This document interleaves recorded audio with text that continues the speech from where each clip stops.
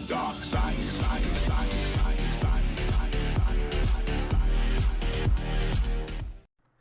Hey guys, welcome back to the channel, KrazyCries Gaming, and we are into chapter 5, which I do believe is the final chapter.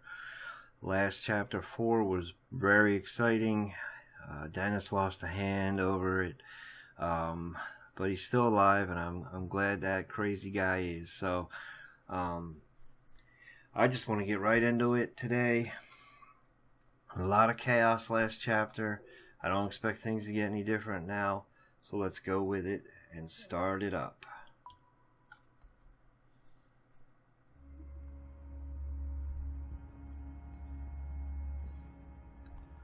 Nice textures there.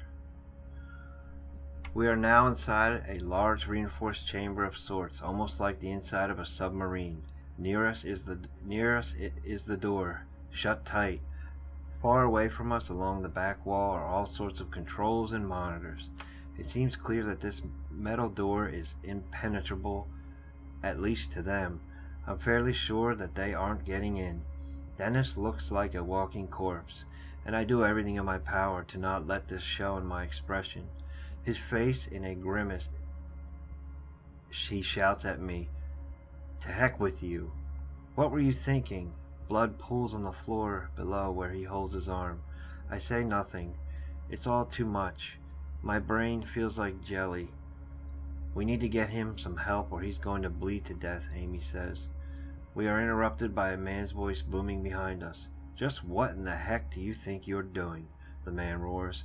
He's an older man who seems to exude power and authority, but he also looks tired and scared. I assume this is Barksdale. He walks over to us from the back recess of the chamber. "We didn't have a choice," Amy responds. "We had to." "Did you override the locks on the hangar doors?" Barksdale demands. "Yes, I did, but we had to. Do you have any idea what you could have done?" Amy doesn't answer right away. She is furious, but she is also scared and visibly exhausted. Who is this? It's probably Barksdale, so I'm just going to stay quiet. "Look, Barksdale," she says, "you can berate me and lecture me all you want when this mess is over, but right now I have a wounded civilian here, and as you can see, several entities trying to get into this room. So if you could actually do something instead of sitting on your throne and yelling at me, that would be great." I'm impressed by her guts. So am I, Roger, and wonder if there is some sort of beef between the two of them. Surely working in a place like this could cause some stress and tension between people. As we wait, I notice a small peephole in the door. I go to it and look out to the things. They're still looking for a way in, but finding no success. I wonder if they can sense or somehow see me through the door. Flip them the bird, or do nothing. It's not something I do in real life, so I don't want to antagonize them either, but I'm just not going to do anything. I still don't understand what these things are capable of, and trying to figure it out hurts my head, so I decide to leave them be. "You'll be reprimanded for speaking to me in such a way," Barksdale says to Amy. "Reprimand me all you want. I'd like to survive this first." "Cover your ears," Barksdale shouts, walking away towards the far end of the room. "Stay put until you hear back from me." "Thank you," Amy says with fire in her voice. She then turns to me and says, "Better do what the man says." Cover ears. Why? Just do what the man says. I clap my hands over my ears just in time to protect my hearing from a deafening blast. I'm still bleeding, and the sudden movement to cover my ears makes me feel dizzy. Dennis clumsily covers one ear with his hand and one ear with his bandaged arm. When I see the shape he is in, I get myself in check. Compared to Dennis, I'm in tip-top shape. I did that. I took that shot. I took the shot that took his hand off. I need to make all of that mean something. More bursts of a loud explosive noise start ringing out. Looking through the peephole again, I see the core of one of the beasts explode. It vanishes in a puff of smoke and clear liquid. Looking to my left, I see Barksdale in a shooting stance at the far side of the room. He's firing through a small slit in the wall. He's using some high-powered weapon, the likes of which I've never seen. I see a slight movement as the gun kicks, accompanied by a flicker of white light. Immediately another monster is down, its tentacles flailing around aimlessly as most of its core is torn through. I instantly feel gratitude and an immense satisfaction in knowing that they are being picked off in such a way. Continue watching. Not sitting down to rest. Gotta enjoy the show. Get the popcorn ready. I slide my eye up to the peephole again to watch what effect the shots are having outside, because I know that the white liquid and gas is the creature's blood. Seeing it draws up a frenzied bloodlust in me. Another is blasted in the center, the translucent shell collapsing inwards as its light dies out.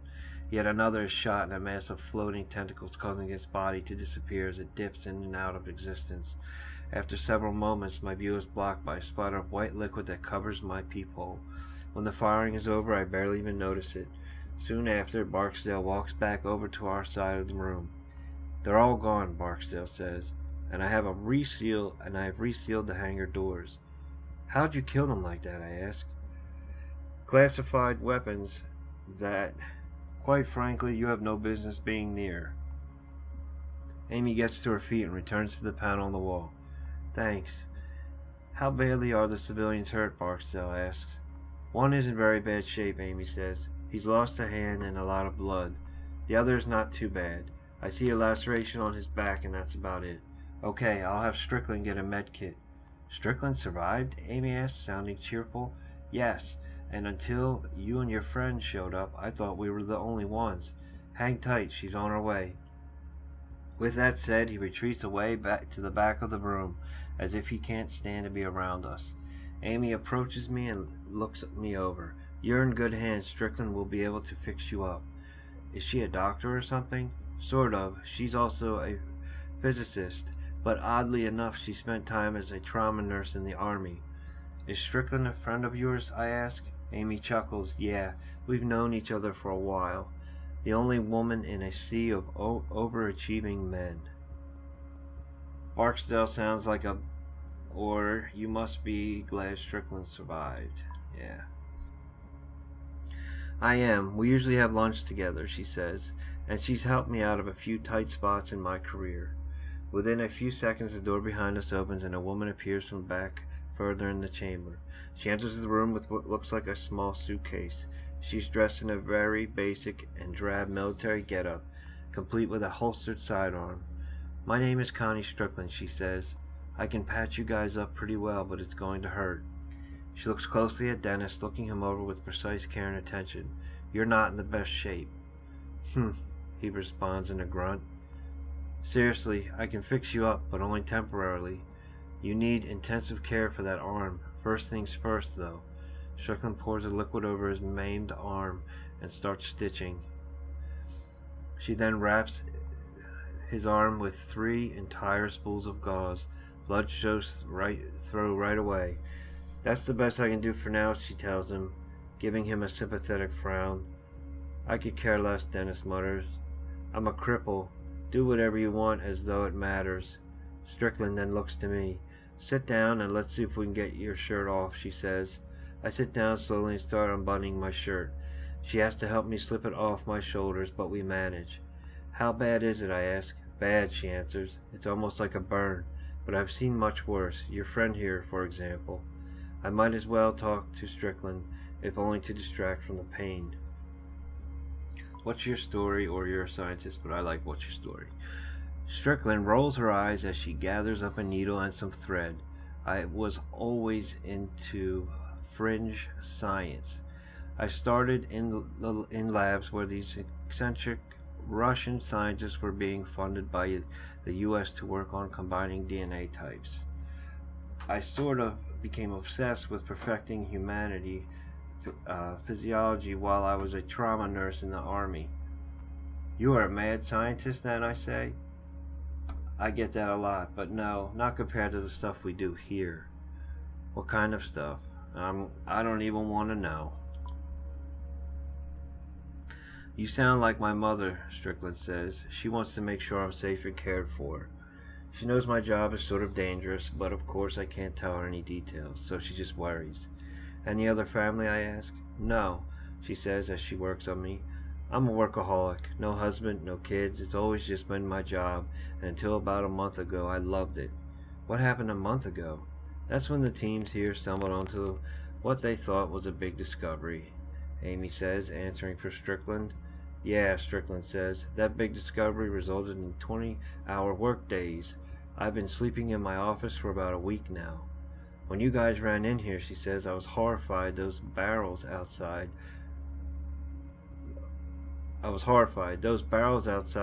not sure if you saw them. Well, if you'd shot them, it could have been bad. Why, I ask.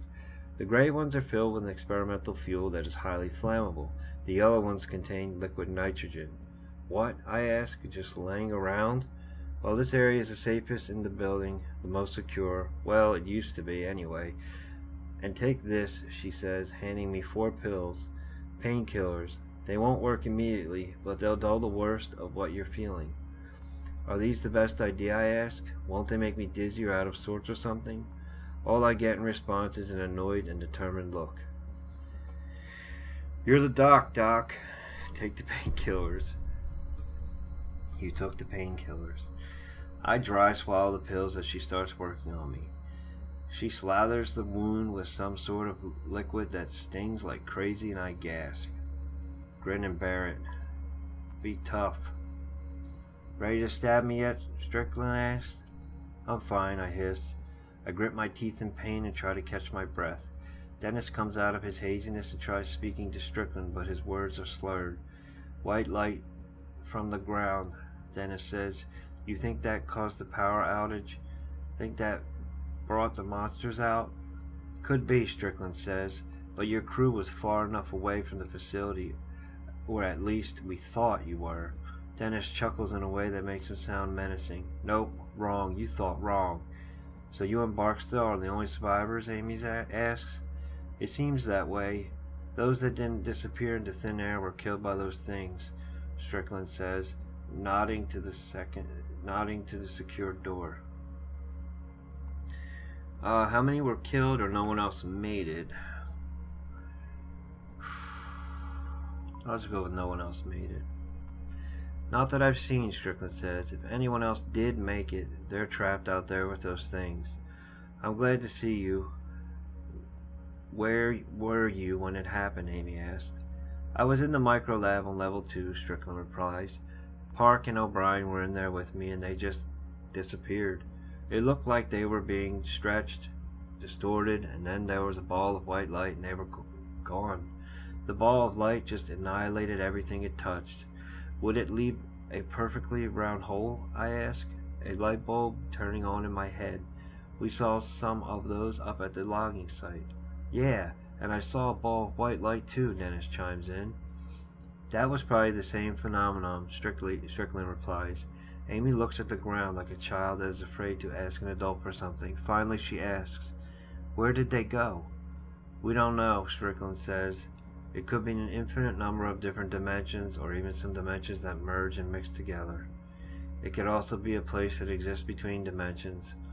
Barksdale calls it the void. I'd call it dead, or how's that? I'd say I'd call it dead. No, she says. We keep tabs on the heart rate, blood pressure, and breathing of all the rats and human test subjects. Wherever they go for that time, they are still very much alive. I winced through the rest of Strickland's stitching, feeling the tug of my skin, but thankfully, no more flowing blood. Finally, Strickland says, you're good to go. She looks over at Dennis one more time. He doesn't so much as stir when she rechecks her work. She's already having to remove the gauze on his wrist, and it's soaked with blood. The wound looked like it's starting to clot, so that's good at least. I stare at the floor as Strickland does what she can. Will he make it, I ask? I'm not a doctor, Strickland says. Not really, but based on the bit I do know, I'd say it's about 50-50 right now. So have you and Barksdale been able to contain all those creatures, Amy asks. Strickland appears shocked, clearly not the reaction Amy was expecting. Contain? Are you nuts? Do you not know what's happening? Amy's eyes widen in fearful confusion. What do you mean? What's happening? Other than the initial experiment failure. The anomalies are becoming more numerous and further from the source, Strickland says. The casual humor in her voice is now gone. What anomalies or further from the source? We'll go with further from the source. From the location of the original experiment, she says. The experiment caused the first doorway to open, but it set off a chain reaction. They are gaining momentum along geodesics emanating from the facility. It's these pockets of exotic matter and negative energy that are letting those things in. What the heck does that mean? Dennis asks. It means, Amy chimes in, that those doorways and monsters are starting to appear all over the facility, maybe even the surface. Not yet, luckily, Strickland says, but the doorway will start appearing on the surface, and it won't stop there. The anomalies' reach could extend infinitely as far as we know. Those entities will appear on the surface in other states, other countries. Holy crap, I say. You mean the world is going to be overrun? The horror of the past few hours has made me ready to believe anything, but this is almost too much. Unfortunately, yes, Strickland says. My goodness, Amy says, stepping away. Isn't there anything we can do? There is a last resort, Strickland says, her eyes darting over to Barksdale at the back of the room. There's an emergency failsafe switch. What? Amy says. I never heard of that. Where? You weren't cleared for it, Strickland replies. And that switch, Amy says, is a way to stop this? Yes, Strickland says, seeming uneasy with the conversation. The switch will probably just destroy everything and us, so I already know what the switch will do. That's my guess. So why haven't you hit the switch already? Well, there's two problems with hitting it, Strickland replies. The switch is our eraser. It destroys the entire facility and terminates any systems or experiments that are being conducted. It's also an emergency shutdown for interdimensional travel. It puts an event horizon around the facility.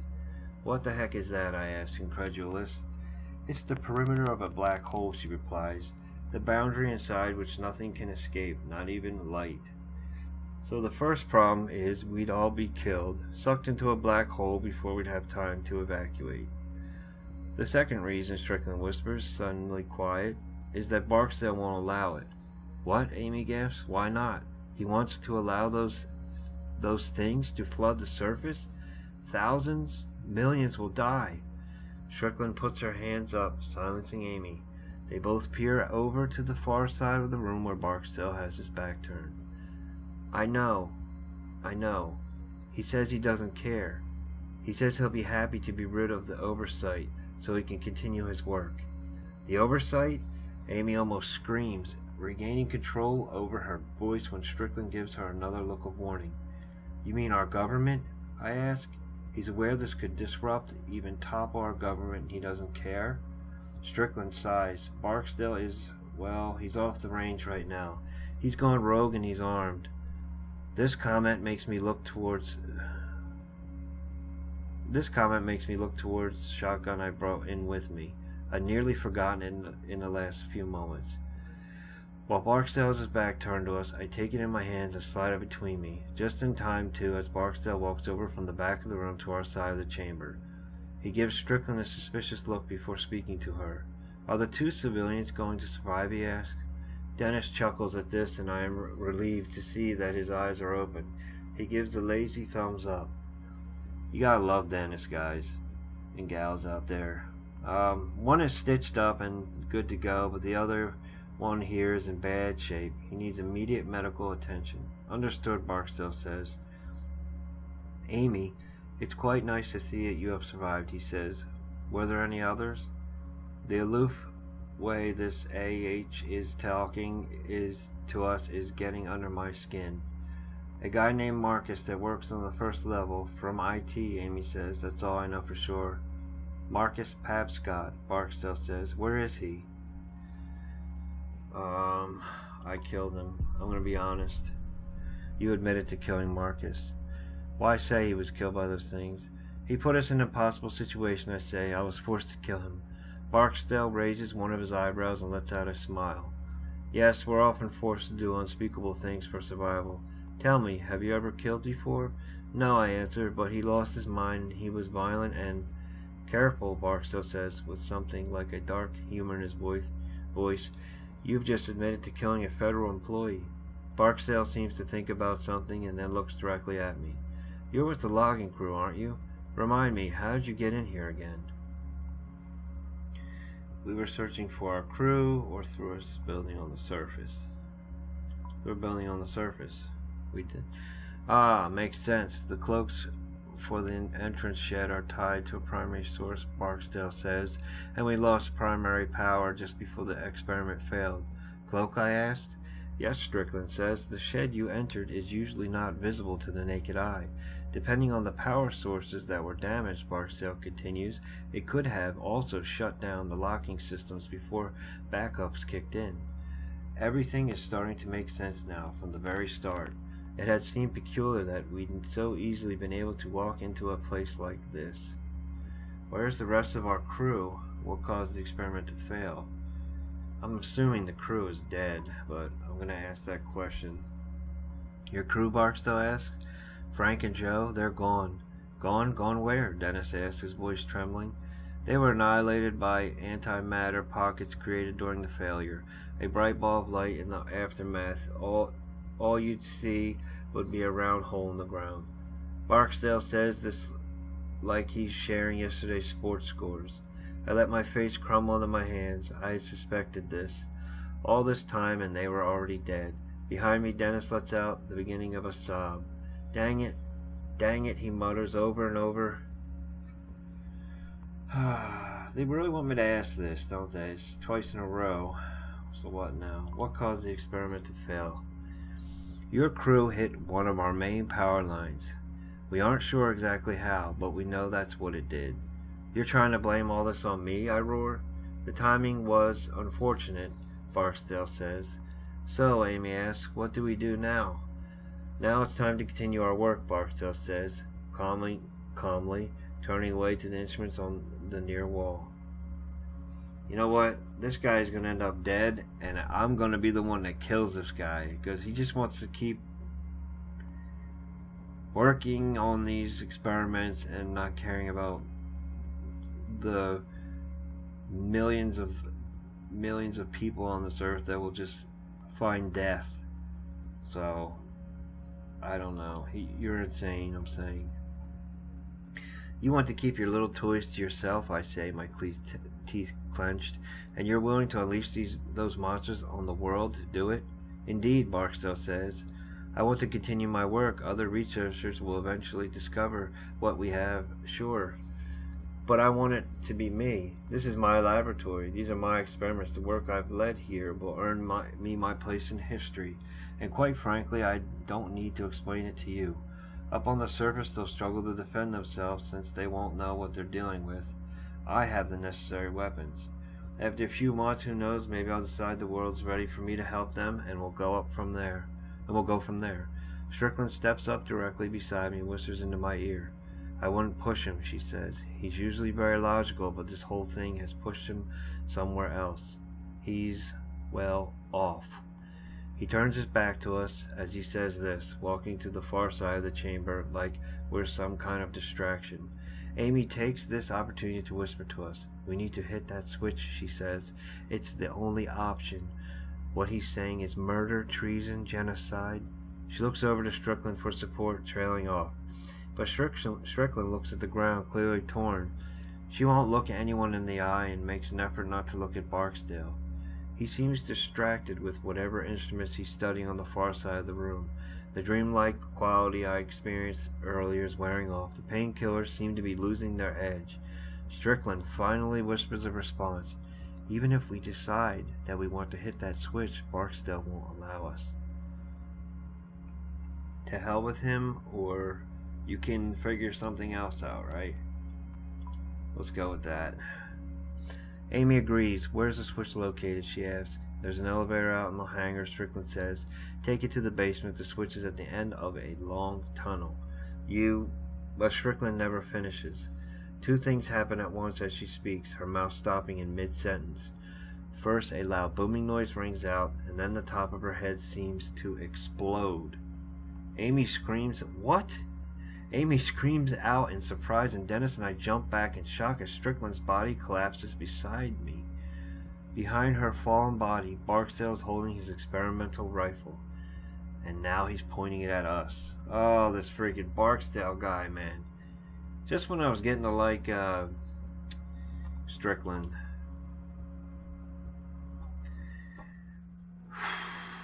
Well, poor Barksdale. No. I wonder if Barksdale is even crazier than Marcus. He just shot a woman that worked for him to keep her quiet. Surely he won't have an issue with killing me. Now, Barksdale yells, no more whispering, no secrets. You three will stay in here and get away from that door. If anyone whispers one more thing, I'll blow your heads off. My mind is racing to figure out a way to get through the secured door and into the hangar. Beyond that, of course, there was the failsafe switch. Okay, so I can insult the guy or make a distraction. I'm going to make the distraction. I try my best to be a good actor as I wobble on my feet a bit. I stop, start forward again, and then wobble some more. Amy is apparently catching on because she's at my side in a second. She looks over to Barksdale and says, "He's lost a lot of blood. Let me check his wounds really quick." After he dared to talk to me like that? He's been through a lot, she argues. He's clearly delusional. Dennis seems to not quite know what's going on, but luckily Barksdale isn't paying attention to him. You can check him back there, Barksdale says. You have 30 seconds to get away from that door or I will. I stretch out my acting skills and actually stumble to a knee. I make a show of trying to get to my feet and stand still for a moment. I'm okay, I say. I'm okay. As quickly as I can, I raise my gun and fire. I don't even take aim. I just fire in Barksdale's general direction. Barksdale takes off running as my shot misses wide. He runs for cover to the back of the room. That's all we need. Amy also fires a shot to keep him under cover as we head for the door. Amy pushes a button and the door swings open.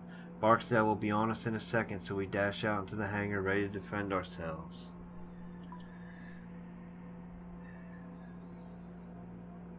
Oh, more blood.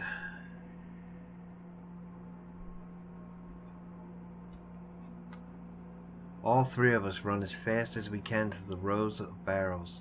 Right away, through Barksdale's gunfire separates us. I hear a shot hit nearby.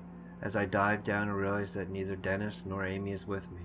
I hear Amy cry out from elsewhere in the barrels. Peering around the barrel closest to me, I can see Dennis. He's crawling slowly on the floor 2 rows away from me. I see him move so slowly I can't imagine how he's finding the strength to do even that. Stop this nonsense, Barksdale yells at us. I've got a good mind to shoot the fuel and kill all of you. It's then that I realize that not getting away from these barrels may be our death sentence.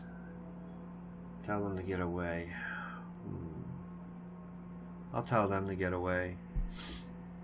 Before I can do anything, a shot comes from the isolation chamber. It's immediately followed by a pinging sound and a massive wall of heat. I feel the heat before I feel the force of the explosion. It occurs several rows ahead of me, and I can still feel the physical push of it. I hear Dennis scream, and then the clanging of metal. That's when another barrel explodes, and then another. I realize that I could run back and help, or try to get myself clear.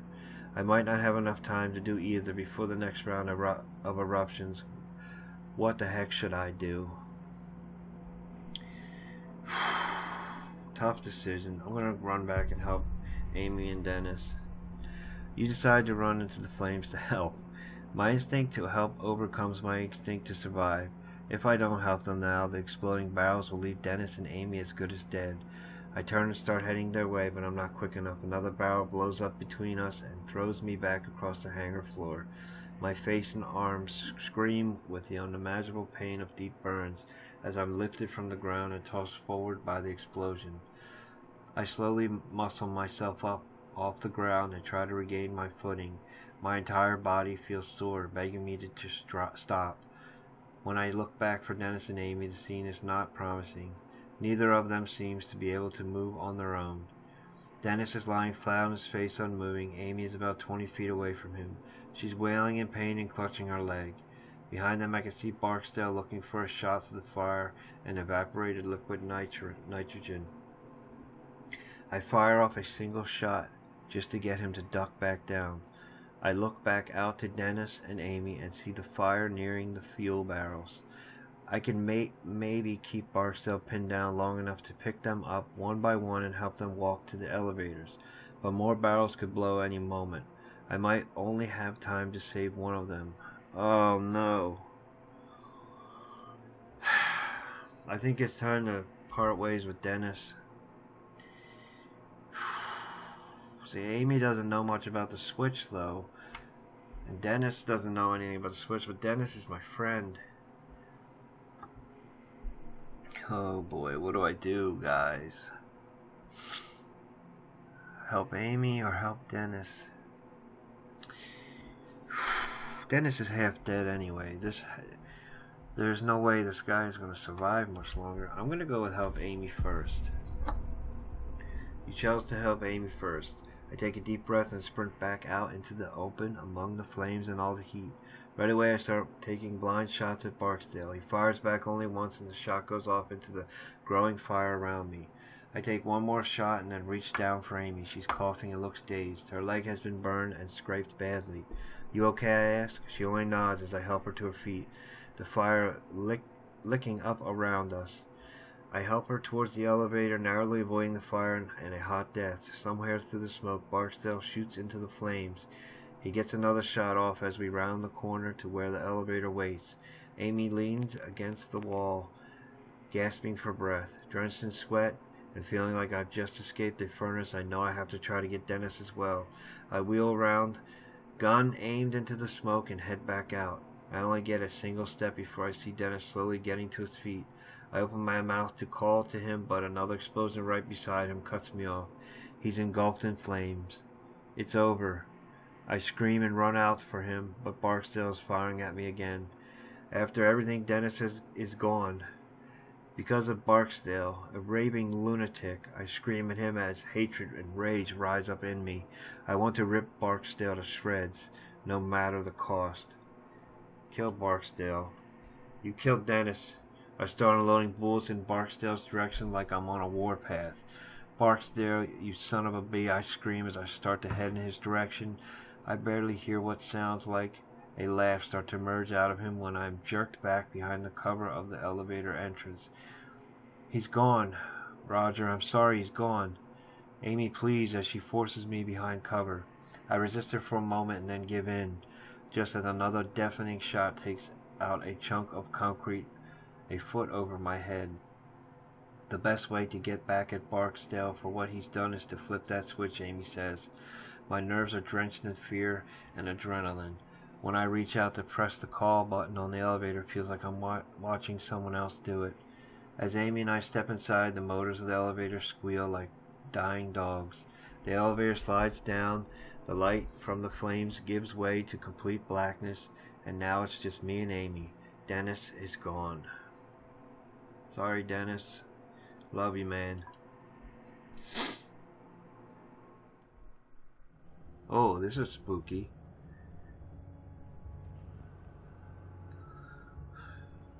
I lose track of how long the elevator descends. It's hard to tell due to the lack of lighting, but it must go another 500 feet underground. The elevator comes to a stop with a shuddering clang, and I waste no time exiting. A tunnel stretches out, with sparse white bulbs lighting the way. Most of the wall is made of raw earth and rock, but there are boards and concrete slathered in areas used to reinforce the tunnel. I see a warning sign posted on the wall. I want to read it, but there's not much time. I'll read it. Warning: authorized personnel only behind this point. Trespassers will be prosecuted to the full extent of the law. Absolutely no exceptions. That was not worth reading. Well, glad we got that out of the way, now that everyone is dead. Suddenly I feel the effects of the painkillers again. My head feels like a balloon and my balance is off kilter. I look up, and when I see that the tunnel ceiling is less than 6 inches over my head, claustrophobia freezes me for a moment. Don't blame me, brother. The ceiling is not high at all, and there's barely enough room for Amy and I to walk side by side, which is for the best because her leg is clearly causing her a great deal of pain. She's soaked in blood and hobbling again. I don't think I can go any further, she says, wincing, but trying to keep her composure. Sit down, I tell her. I'll be back. There's no sense in chancing further injury to your leg. She nods and I help her down. She shudders in pain as she eases into a sitting position on the floor. Thanks, she says. The switch should be at the end of this hall, if Strickland was right. I look up, and when I see that the tunnel's ceiling is less than 6 inches over my head... Wait, I already read that. Claustrophobia freezes me for a moment. Okay, they say something different again. Sorry, guys. Still, it is much better than facing the monsters above me. I wonder, then, walking through the darkness, where they came from. Is the portal still open? It's almost completely dark. I hold the gun in one hand and reach out to touch the wall with the other. Feeling the gun there in my palm anchors me to reality, to sanity. I'm not in some boundless abyss, but still in the real world. For a little while longer, at least. I recognize that I'm marching to my end. As much as I wish I weren't, it's not surprising.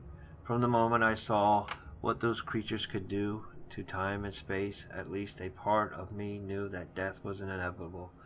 Before I have time to wonder what will happen, I see a light ahead.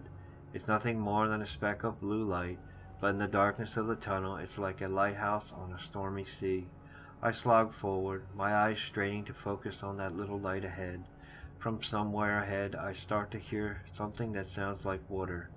It is trickling lightly, like a leaky faucet, and behind that, there is something that sounds like wind, a light breeze through an open field, and a voice. Anywhere else, the sound would have been pleasant, but here in the blackness of the tunnel, they're menacing.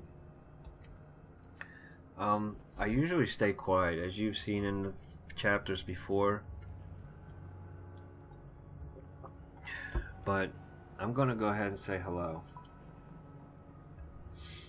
My voice doesn't echo like it should in this small space. This weirds me out even more than the lack of response. I cock my head trying to concentrate and then realize that I can see the tunnel walls now. This is odd, as I wasn't able to see them a few seconds ago. This is different from the blue light at the end of the tunnel. It's then that I see the light shimmering in the air, and it looks like a foggy mirror streamed over after a shower. And it's moving, dancing in the air like some abstract firefly. It's not menacing like the creatures, so that threat is null. It's peaceful, serene.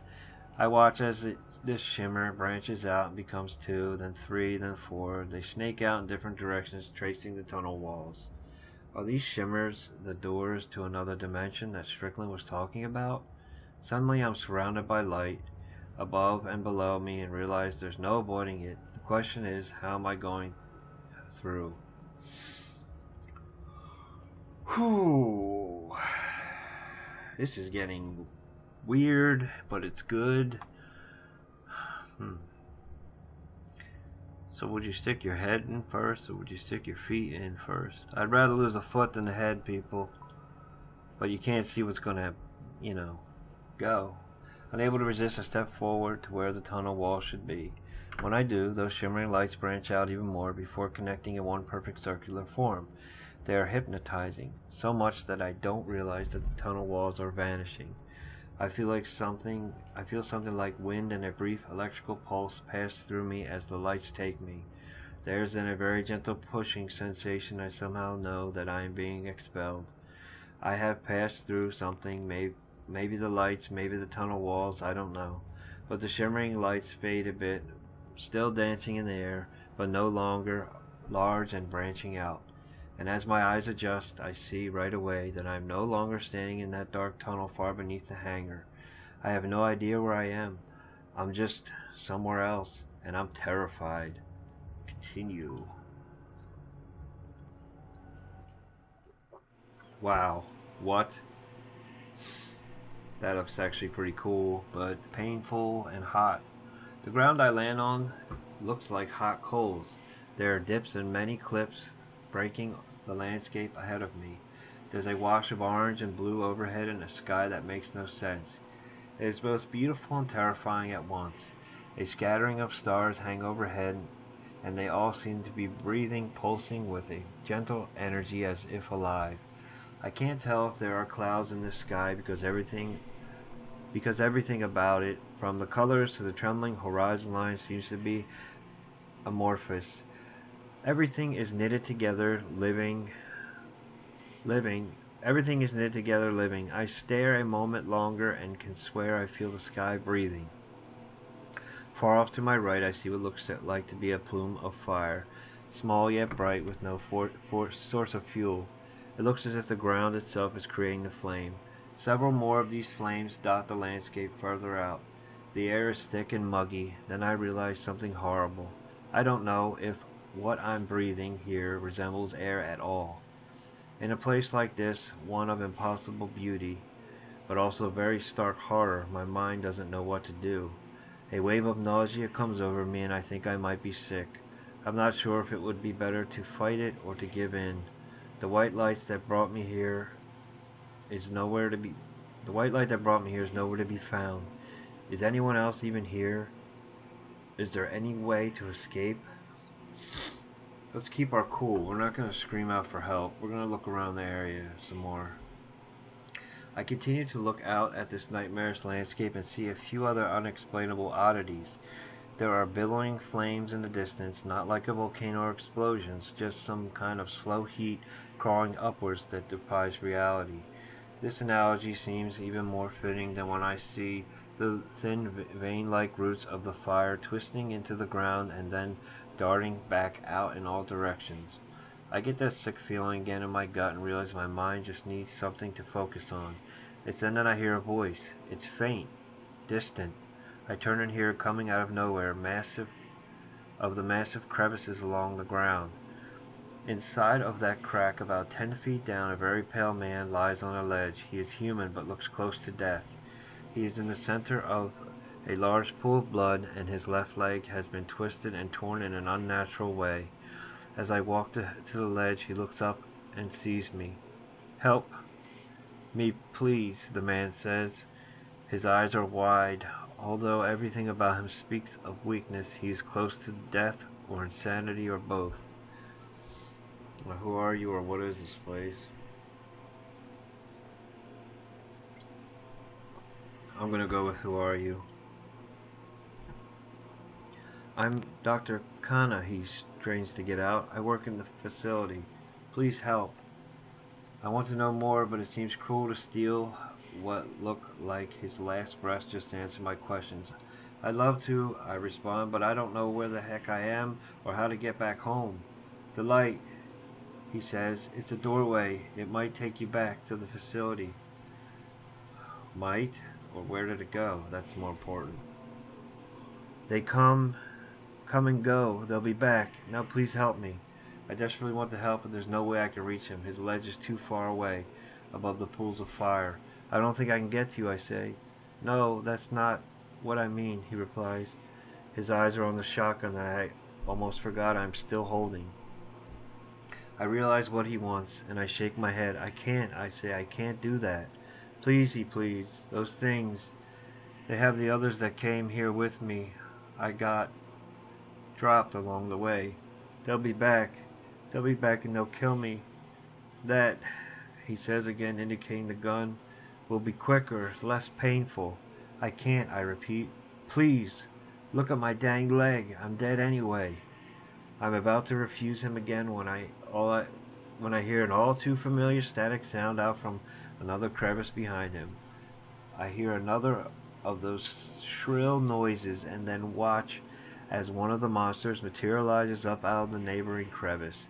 2 more come out after it, then a third, then 5, then 10. Soon I count as what just as a few turns into a flood.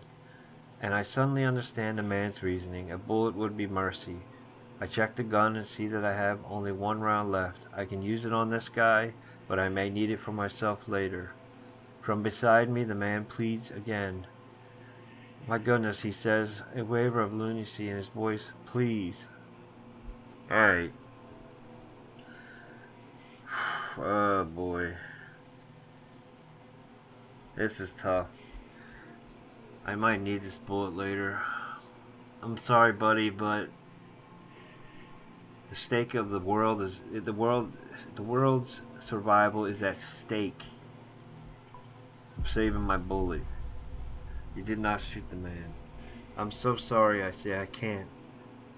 What I don't tell him is that I'm in a situation where I have to keep this one bullet. I can't waste it on him. He whimpers a bit and I look away and I'm able to see that misery on his face. Behind me I hear him give a mix between a scream mixed with the high-pitched noises of the army of creatures. Their volume rises as he lets out a cry after cry. I clench my teeth as the torture continues. Then suddenly his voice is silenced and only the sick static sound remains. And that's when I see the shimmers of wavering to my right, in the direction I originally came from. I look back to the monsters and see that they have now noticed me. Some of them began floating up the walls of the crevice. There are less than 10 feet separating us. The shimmers of white light are within arm's reach. Its movements reminded me of a fish in an aquarium. I reach out and feel myself accepted by them again. I feel a sensation of wind and wait for the feeling of being pushed out back to the tunnel in the facility. But it doesn't come this time. I feel something else. I feel a tugging sensation that seems to want to drag me in all directions at once. As the world goes dark, I realize that I am somewhere else, and it's not the darkness of the tunnel. This is the darkness of a total void. What is going on in this game? Oh, I can't wait to see this. There is darkness around me everywhere. Nothingness. I feel nothing under my feet, nothing to my sides. I can't touch or sense anything at all. I don't even know which way is up or down. It's as though I am all that exists, and as I remain there, I just hear silence, not even the sound of my heartbeat. The blackness is so deep that I feel I can't distinguish between my thoughts and what is real.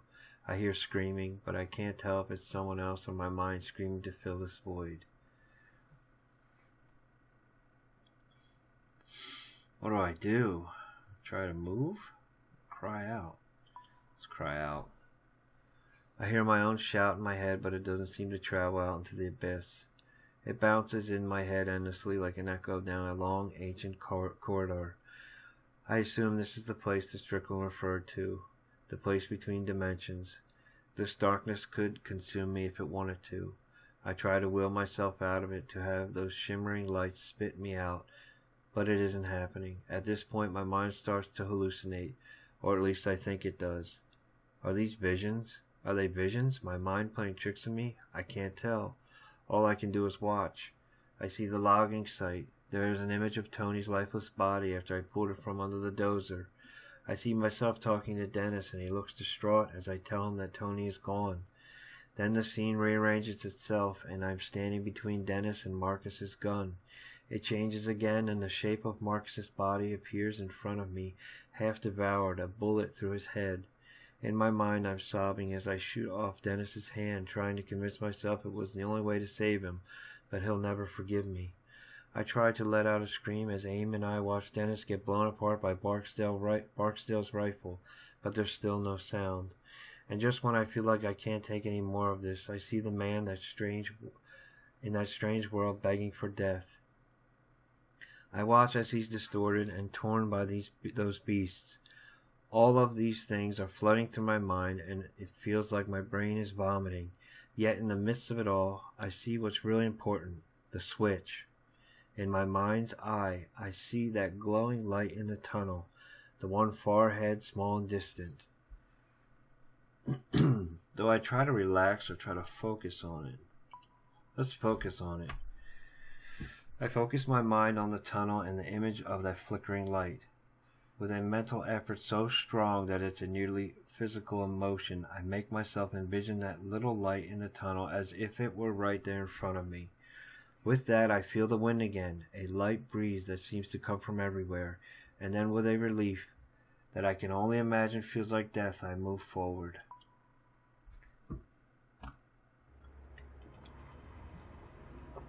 Back again, I guess.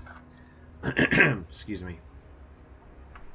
I'm ejected from the void and I'm suddenly standing in the tunnel again. I let out a wail of triumph that turns into a bout of weeping. The weeping only intensifies when I see that light up ahead, a flickering blue light. Somewhere behind me I hear a crackling noise. I think of Amy down that way by the elevator.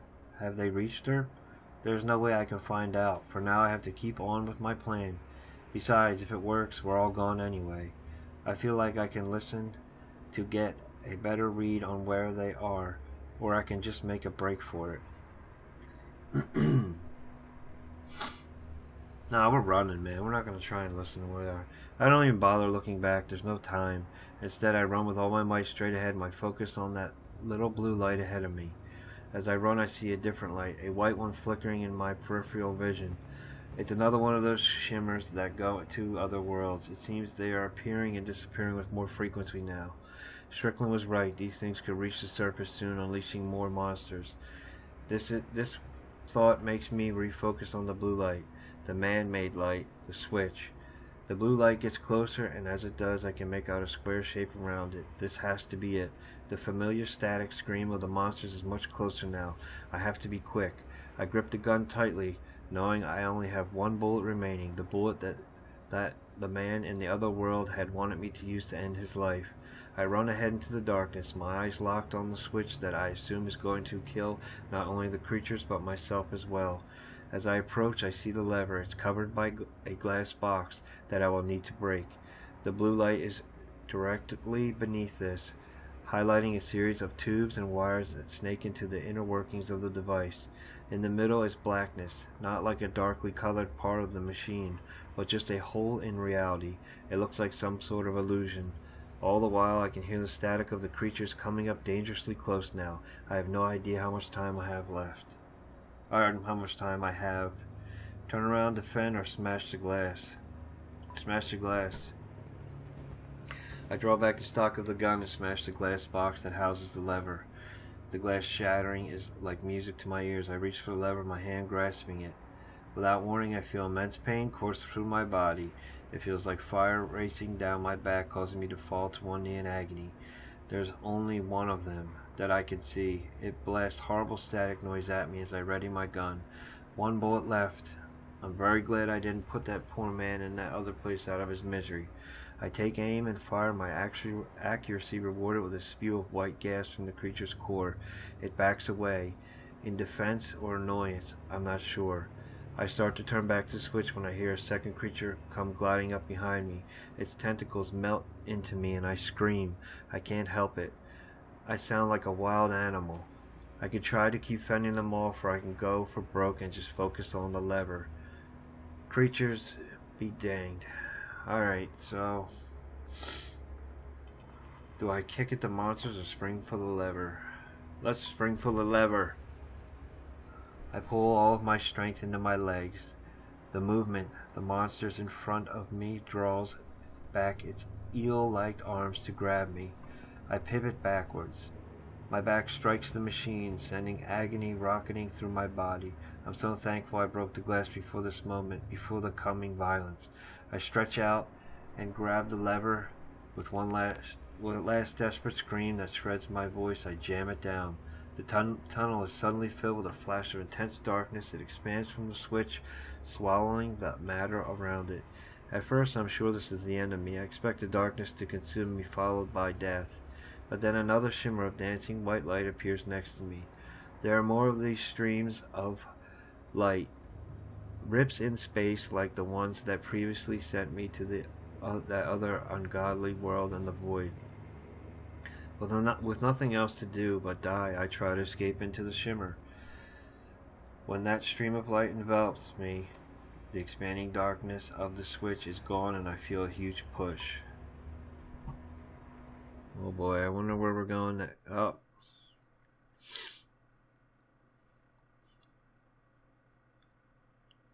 My body feels stretched, collapsing like I'm falling in all directions at once. The world goes white, and then there are the pinpoints of stars everywhere.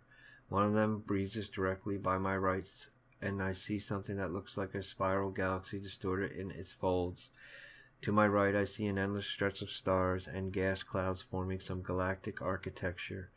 But beyond the immeasurable beauty, I notice something. I am seeing the same star patterns over and over.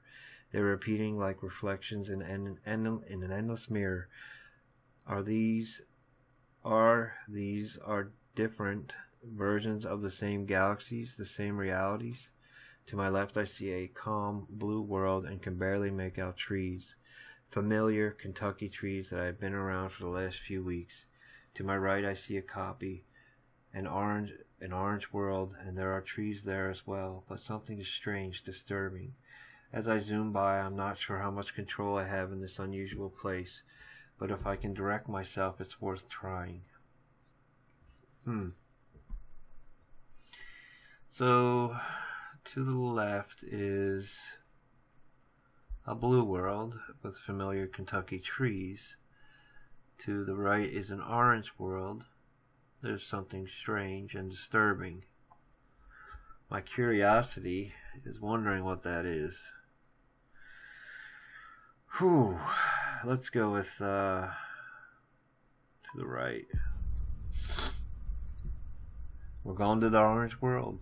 I try to focus my mind on heading towards the orange world, not knowing what to expect. My breath escapes me for a moment. Everything is dark and peaceful and nothing hurts. What is it?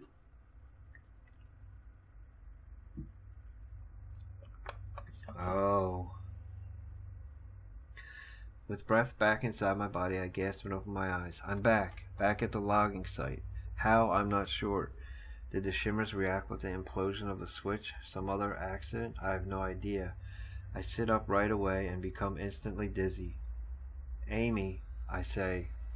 There's no reason to think that she survived whatever happened in that tunnel, but there's some sort of certainty that gets me to my feet.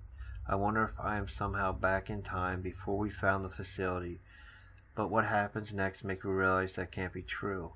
I feel a tremor on the ground somewhere off in the distance. I hear a metallic groan. The buried facility is being ripped apart under the ground by the activation of the switch. Trees are splintering and falling to the east, and I can see them going down like abstract dominoes. There's no way Barksdale survived. Good riddance. I start to walk away in the opposite direction of the falling trees, but then I hear a scream. A woman's scream. I turn back and see a stumbling figure come out of the forest. It's Amy, and she looks like a ghost. How is she here? Did she fall into one of those shimmers as well? I decide I don't care and run to her. I throw my arm under her armpit to hook her to me as we head back to the logging site. You okay? I ask. Amy can only nod through her tears. I look to the area where the facility tore the woods apart, and I see a large plume of smoke rising up in the air. We've made it out of the facility alive, and that, I suppose, is the most important thing. But something feels off in a way I can't quite explain. It's then as I look up and notice the sky that it starts to sink in. Not every day that happens.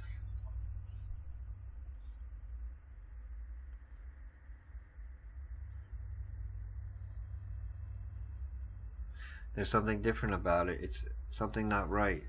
That sky does not belong here.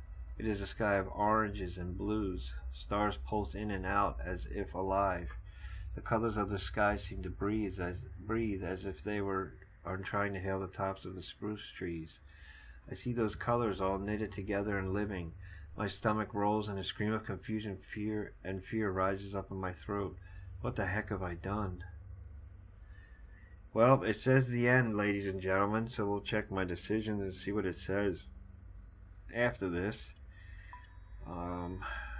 Hopefully it gives me my decisions again, or some kind of explanation. Were we left to wonder? Tough it out. You and 36% of players decide to take the painkillers. Who survives? You and 67% of players chose to save Amy instead of Dennis. Mercy. You and 70% of players did not kill the man who asked for death. Going home. You and 17% of players headed toward the orange world. What is in the blue world then? That's the end, everybody. That was a great game. It was a lot of fun. I'm going to have to play through it possibly again. So I will see you while we finish this up, and I'll see you when I come out with a new series or a new video. Please comment, like, and subscribe, and share. And thanks for watching, everybody. Take care, and bye-bye. Tell me what you thought of this game, please. Alright, so I was very low in that percentile with going with the Orange World, but my curiosity got me. So, alright guys, take care. Bye-bye.